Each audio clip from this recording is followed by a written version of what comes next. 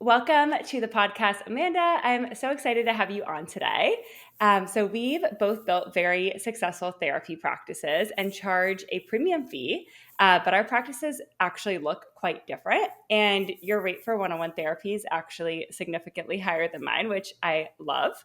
So I thought that you would be the perfect guest to bring onto the podcast today to really talk about how you set up your practice so that it feels like a premium, elevated, really high quality business.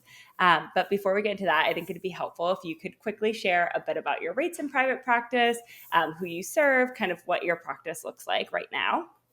Yeah, so my practice primarily consists of individuals and couples. They usually have some form of complex trauma, so that's my specialty, is just supporting people in their relationships and their healing processes, a lot of low self-esteem, anxiety concerns, and primarily I work with adults. It's very rare for me to work with even like a college student these days, especially with where my rate is at.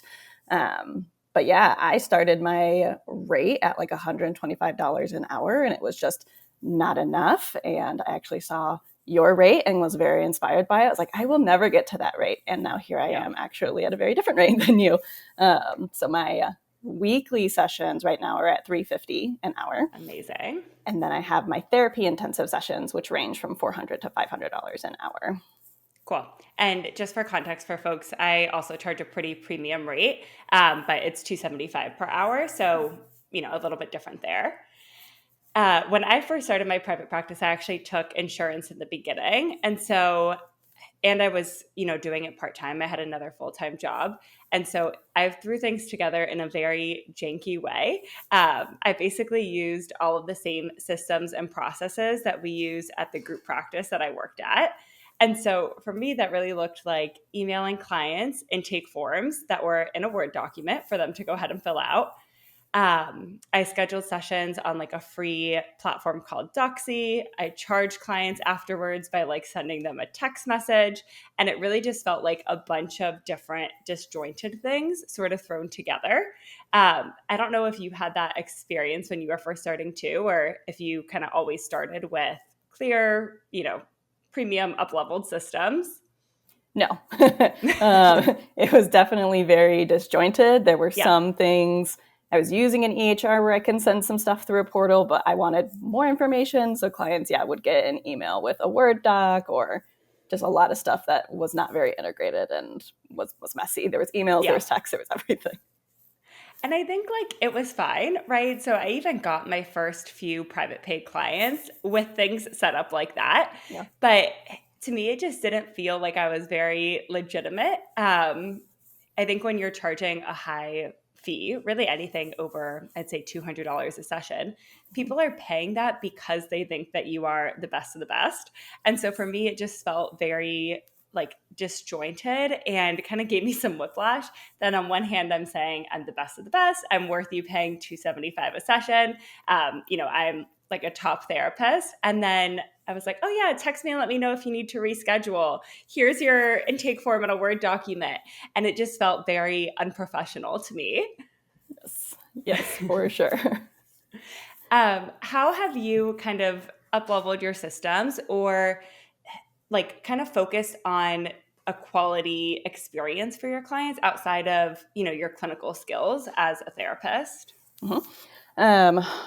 Primarily, I run a virtual practice. I have always offered, especially the intensives, in person. And so that was one thing that was huge. I moved, I think, across 4 different offices that I was subletting from people because I was like, this space works and is cheap and this space works. But then there were lots of different concerns. And that obviously wasn't giving a good experience for people to see me keep moving around. And so eventually I'm in a place now where I have a very beautiful office with very big windows and it doesn't look like a shoebox and it's all mine. So all of those things feel really good for my in-person sessions.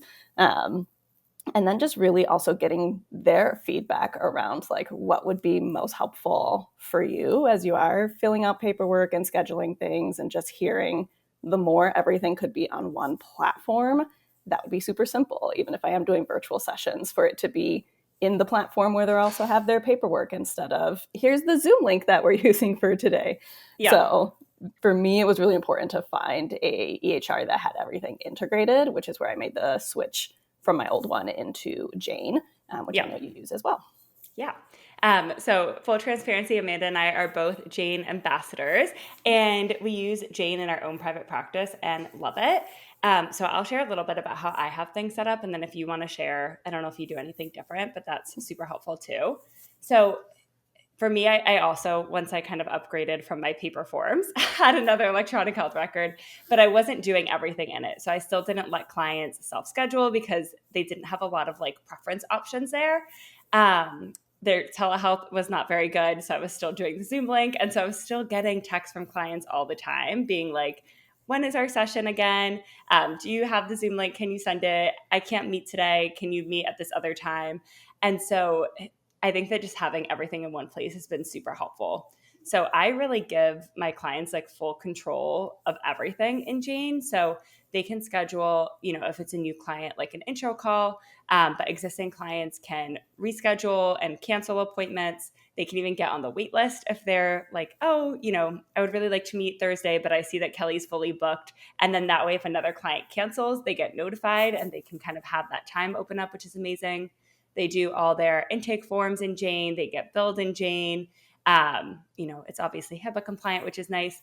And so I think for me, it really feels like just like kind of a virtual office for people. It feels very legitimate. It's nice to be able to like log in and see everything. They can pull up their own like invoices, all of that, I think is just so, so helpful. Yeah, I can't think of anything different I do from you there because there is just so much like in Jane compared to other things I've seen, like the level of customization is amazing. Even for the consultation calls, like I can have people set up, I want a consultation for an intensive versus I'm looking for a consultation for just like weekly therapy or just safe and sound protocol, another service that I offer. So it's cool that they get to pick and let me know exactly what they're coming in for. And that's super helpful for me too. Yeah. One thing that I thought was really cool is I'm curious how you structure your day too, but I think being a therapist who is engaged and has like full brain space is super, super important when you are charging like these premium rates, Yes. right? So, like when I was first seeing clients with insurance, I would see, I'm a little embarrassed to say this, but like 7 or 8 clients a day, because I was just like, this is what I kind of need to do, right? Yep. And I would stack them all. Maybe I would try and squeeze in a lunch break, but oftentimes I would override that preference for myself. And now things look very differently. But one thing that I think is really cool is that with Jane, you can actually put those preferences into your scheduling system. So like for me, I like to do 3 clients in a row and then take a break. And it feels nice to kind of bang out like a few at once. But if I do more than 3, I'm going to be like a space cadet. And there's nothing worse than your therapist being like, I lost my train of thought. Like, what was I saying kind of thing. And so I think it's so cool that with Jane, you can actually put like, I want to see, clients in the row, and then I want a break. And then I would love to see, more clients that same day or a different day or whatever. And they kind of show people the time options with those preferences. Do you use that feature at all or? I use it more for my consultations than I do Yep. my sessions, which is also super helpful if I'm like, I don't want to see a therapy client at 9 a.m., but I'll do a consultation at 9 a.m. So that's helpful to Yeah. have like really specific control over my calendar. Yeah. Very cool. How do you structure that with your intensives? With the like scheduling, with the setting up appointments and things. Yeah. Yeah. So what I don't do, the only level that that a client or potential client doesn't have full control over is like they can't book an intensive without booking a consultation first. So that's super Yep. important. I also don't want, it's easy enough for a hour-long client to reschedule an hour-long appointment.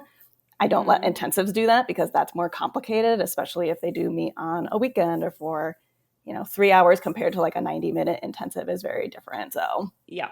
those are the only times right now where I might have to deal with like a phone call or an email, but for the most part, everything else like you've talked about is super automated. So yeah, that's kind of what I'm doing there is manually scheduling the intensives, and then everything with my weekly sessions is very, very automated and clients have full control over that. Yep. In terms of intensives, do you find that clients are kind of happy to pay that more premium rate per session than even your typical standard one-on-one rate? Oh yeah. Yeah, I think people see a lot more the benefit of, when you're signing up for weekly or even every other week therapy, you don't really have a sense of when it's going to be over.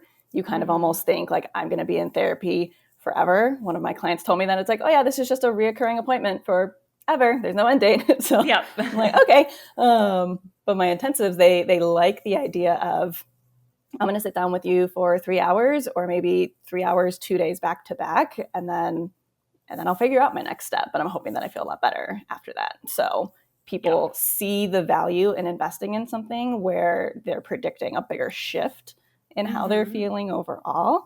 And it makes it super easy knowing that, again, if they want to come in person, I have this beautiful office they can come to. If it's going to be virtual, it was easy enough to schedule the consultation and easy enough to schedule the intake. So it makes it very easy for them to invest, even when, and I get this question from therapists a lot, of like, but what if they don't like have the money to invest or things like that? People have Yep. told me like, I will find a way to make it work because this seems really, really valuable and I want to do this. Yep. Let's talk about that for a few minutes because I think that that is such another helpful way that you are able to charge a premium rate and really position your practice in a way that shows people like, hey, this is worth much more than you would expect to pay for therapy because it's going to be different because I'm the best of the best. What do those conversations look like with potential clients when you're sort of explaining maybe why an intensive would be helpful for them and why that might be sort of like the best mode of treatment? Yeah, I will often ask clients or potential clients in this case, like what their past experience with therapy has looked like. For the most part, people have been to therapy before, maybe for years. Um, and it does feel very different when they're like, I know I wasn't getting anywhere. It always felt like there wasn't enough time. It always felt like I couldn't find someone that I connect with that remembered details about my life, that Yeah. had the trainings and the specialties that I really am looking for. And so already like I'm checking a lot of those boxes where they know what my specialty is based on my website. It was easy to connect with me. I got back to them ASAP. The fact that they can self-schedule a consultation. So all of these are already lining up. And then I'm able to tell them I offer this service where I do see people move way faster in 3 hours than they're even able to in 6 months. Yep. Like that makes it really easy for them to be like, yeah, let's just give it a try. Let's see how it works. And most people love it. Yep. Do you find that most clients are seeking you out for intensives in particular? Or are they kind of coming to you and saying, like, hey, I want to work on trauma and therapy? Like, I saw this as an option. Kind of, what do you think? What's the best thing for me? Mhm. I see, honestly, it's pretty 50-50 split at this point where people are either booking the consultation for an intensive specifically, and Mm-hmm. when we get to the consultation call, they'll talk about, I haven't seen this service anywhere before. This actually looks like it would be really cool, or my past therapist said I should look for an intensives therapist. So some people seek me out for that specifically.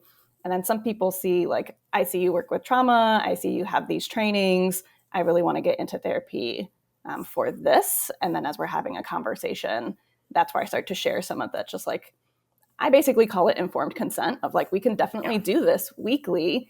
And here are some of the downsides I've seen with weekly therapy, especially for complex trauma, is you're going to feel like there's never enough time. You're going to feel like progress is slow. If we did this intensive model, here could be some of the upsides to that. And we could even do some weekly sessions and some intensive sessions. So they also like that there's a lot of flexibility, which also not a lot of therapists offer in that way. It's like, I only have room for weekly sessions, so that's all we're doing. But to see that they really truly can get that personalized treatment means everything for them, and also kind of justifies that, like, okay, Amanda is the best of the best, and that's why I want to work with her. Yep. I love what you said too about like most therapists not having time to see you except for like 45 minutes a week. Yeah. Because I think that that like flexibility and willingness to put your clients first is also like a really big piece of being able to charge a premium. Yeah. And to me, it doesn't mean like, oh, because I charge 275 a session, I need to work really early mornings or work evenings to accommodate my clients. But I do tend to be probably more flexible than a lot of people. And because I see clients for 275 a session, I don't need to see 8 clients a day. And so if somebody needs to move things around, I have multiple options I can present them with. I feel like that is such a big piece too with really charging a premium is kind of like that customer service delivery, right? Of Yes. like being willing to show up for people and say, I get that you're Mhm. investing a lot in this. I'm invested in you. Like, I'm going to be kind. I'm going to try and make things work. While, of course, still, holding your boundaries, charging cancellation fees when applicable, that kind of thing. How do you kind of balance both of those things of having boundaries in your business, but also really trying to be very like client centered and even customer service centered in your approach? Yes, I honestly struggled a lot with it in my first year when I added intensives because I knew it was a modality I wanted to focus on and eventually shift a little bit more to. And so initially I was still seeing like 17 to 20 weekly clients and then only Mm-hmm. intensives on the weekends. And then it was like, oh my gosh, I'm working many weekends in a month. Yeah. And that clearly wasn't working, even though like it worked. I saw everyone. But over the past like almost 2 years at this point, I've shifted so that my weekly caseload is more like sometimes I'm only seeing 5 clients, sometimes I might see 8 clients, which also gives me availability to flex them around more as needed, as well as to do therapy intensives during the week and not just the Yeah. weekend. And so I'm very careful now with I don't ever schedule myself more than 15 hours across the 50-minute sessions or therapy intensives so that I don't have to work on the weekends if I don't want to, and so that I actually can flex and meet someone's needs. And I think that's a huge piece too that people see when they're calling for the intensives is when they learn I can get them in next week because I have availability next week. They also see the value in that and they see the customer service in that of like, absolutely, I can get you in for the intake tomorrow and we can schedule the intensive for next week. Yeah. That's huge. And also lets them know, like, oh, this is a therapist who is available, who does have space. I had someone tell me, wow, because we were doing a video call for a consultation. They're like, you don't look burnt out. That's amazing. So many therapists look burnt out. So that's refreshing to see. Yeah. So it conveys, right? Like, how much energy do I have to give you the service that you're asking for? Yeah. That's huge too, because I feel like that's something I used to hear on consult calls so much. So, one thing I always ask, I don't know if you ask this question too, but I'll ask folks, like, tell me, have you ever been to therapy before? Assuming they Yep. say yes, I say, like, tell me a little bit about your previous experience. What did you really like? What did you dislike? What did you find helpful? And some of the things that people are like, I disliked, I'm like, who are these therapists? Like, I've heard they're yawning in session all the time. They forgot my boyfriend's name and, used the wrong name kind of thing, which I know some of Mm-hmm. that is like, we're human. Sure. Um, they like did nothing but like nod. It felt like it was just a vent session. Like they never called me on my bullshit or helped me like realize patterns of ways that I was kind of messing up my dating life or whatever. Yeah. And I think that it's just so important to be able to see few enough clients that you're not showing up in that way, right? Yes. That like you actually can be present, you can be alert, you can remember your clients' lives, like, and being able to connect those like dots for them. That is literally what therapy is. Um, Yes. but I think that I've been guilty of this myself. Like when you're seeing 7, 8 clients a day, it's really easy to just get into like that like sit back and coast, right? Where Yeah. it does kind of turn into a vent session because of course your brain is totally fried at that point. Yeah. For sure. Yeah. How do you kind of structure intensives? Because I imagine that can almost create like the same sort of feeling of seeing 7 or 8 clients a day if you're not careful with how you kind of set those up. Yes, for sure. Intensives, in some ways, they are both easier energetically as well as more draining energetically because it is my most routine one is I do a 3 hour and that's usually back to back. Sometimes I do 90 minutes, take a small break, 90 minutes. But it doesn't feel like the part where it doesn't feel as draining is that my attention is still on this one person. I'm not Yeah. switching back and forth in between, like, okay, now what was this person's story and what did they talk about last time? So it feels like I get to be more present. And at the same time, like being present with someone for such a long period of time can be energetically draining. So I started to realize where my personal max was. I used to offer 4 hours Mm-hmm. in one day. And I was like, that feels like too much. 3 hours still feels like a really good chunk of time. The longest I ever do an intensive for is with my couples intensives where I do them 2 days back to back. And it's 5 hours on the first day where we do 3 hours, take a break, 2 hours. Yep. But again, that still feels like I'm focusing on one. I mean, it's a couple, but the couple is the client. So it's Yep. one client at this time. So even though it's 5 hours, it doesn't feel like there's that switching back and forth. It's just so easy to get kind of like caught up in the moment in a good way of like, Yeah. okay, and we're still going and we've got plenty of time and we don't have to rush. And I don't have to think about shoving all these interventions into this small period of time because I know we also have more time tomorrow. So definitely, I always encourage therapists to like pay attention to energetically what works for them. Some people have said, I can't do more than 90 minutes in a day. And I'm like, great, then that's your intensive. Yep. But for me, I felt like 3 hours straight is a pretty good limit. And then, I mean, it's kind of like that for my couples too. It's just we take a break and we might come back for more. Yep. Let's talk about branding and marketing for a second, because I think that that's another big one of like what we've talked about so far is kind of the client experience that you deliver, right? Because other than what's happening in session, like all of the systems that you have set up for before session, for outside of session to really make things easy are really important for kind of conveying that you're a legitimate business and, you know, worth paying a premium for. But I think marketing also plays a really big role because that helps to convey one, like how much of a specialist you are when you're niche down in your marketing. But then two, I think even just the professional quality, the aesthetic of your marketing is something that I think is often overlooked. But people are totally making judgments and perceptions about how good of a therapist we are or how legitimate our business is based off of things like what our website looks like or what our Instagram looks like. So I'm curious kind of what your thoughts are there.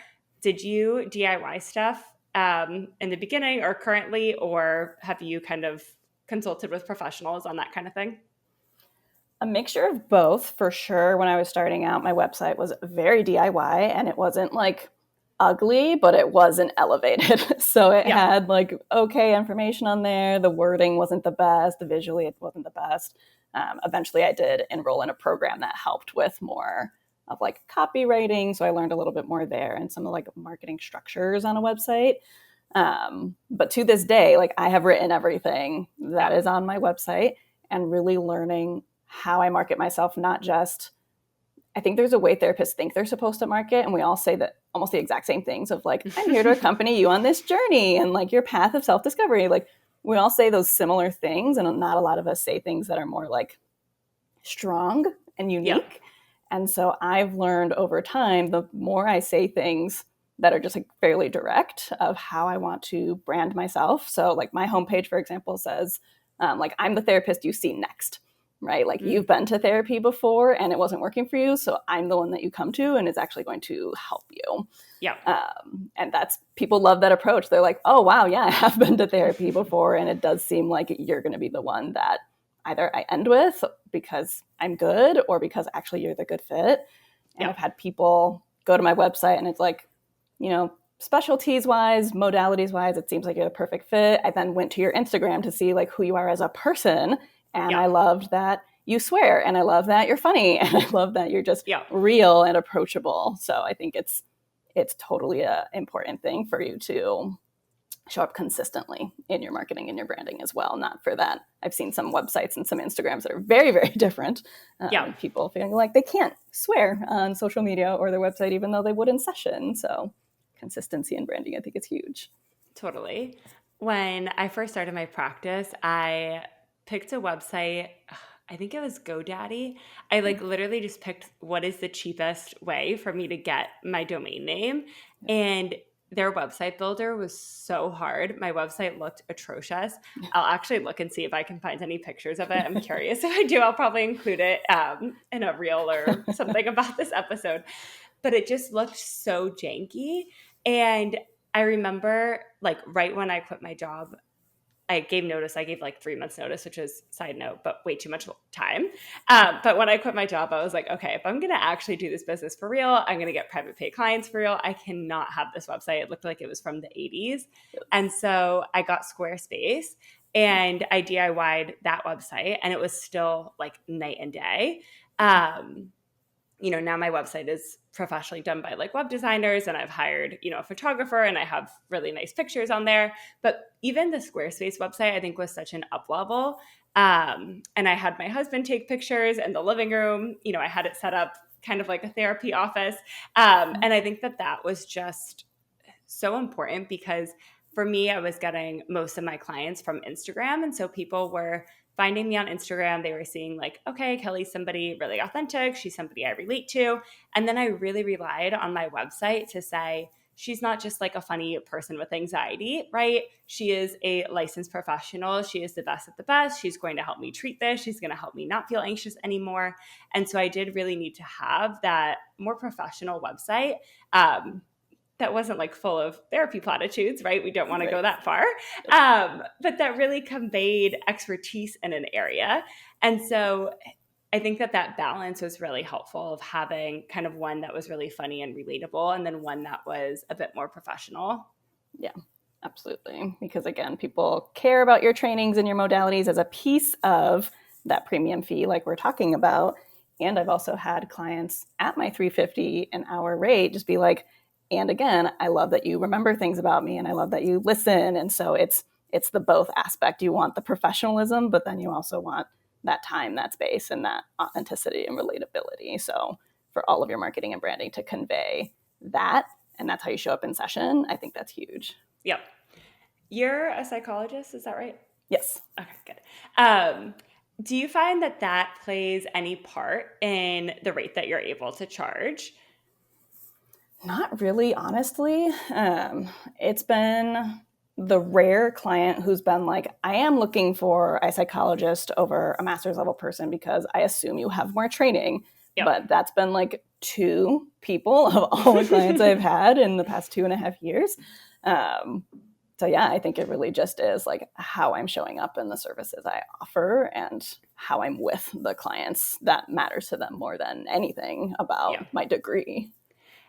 I find that so true. So I'm a social worker, and that's something I hear from therapists a lot, especially on Instagram when I have like an income report or something go viral of like, who is a social worker that's charging this much? Like, who would possibly pay a social worker that amount?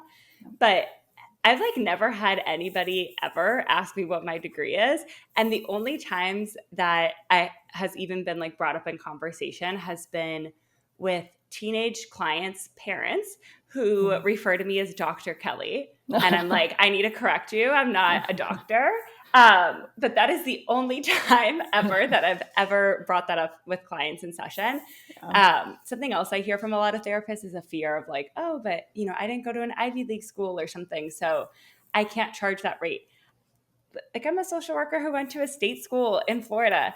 I think that people really, really just want a positive experience. They want to know that you care about them, that you're going to show up, that you understand them, and that you are the best person to help them. Yeah, absolutely. Because again, that's going to matter way more than anything else is, if you had a therapist who was highly trained but didn't actually help you, like, you're not going to continue to pay for that. You're going to look for a new therapist. Yep, totally.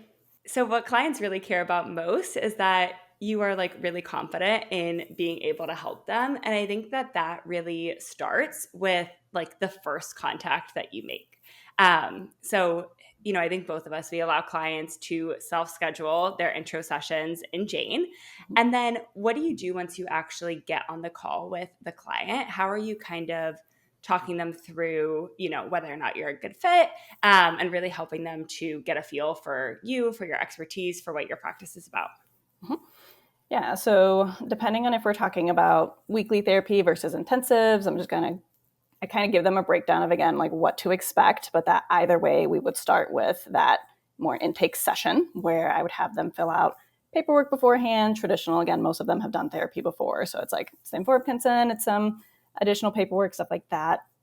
So they know to expect that. And then when it comes to, I have noticed with intensives, there are probably half people on an intro call who will like, yes, I want to book right now. So I book them right there on the call. The other half maybe need like a couple days to think about it, look at finances, look at their schedule, stuff like that.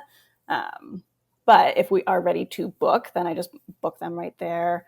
on the call to figure out scheduling because that's easier to not, do all the texting or the calling or the emailing back and forth. Yeah. And what makes it super simple is that in Jane, you can connect, depending on what appointment you're booking, what paperwork to send them. So I have a different intake appointment for weekly sessions. They don't need to sign what my intensive deposit policy is because they're not doing an intensive. But then I set up a separate intake for intensives appointment. And if someone gets scheduled that, they get all the intensive paperwork.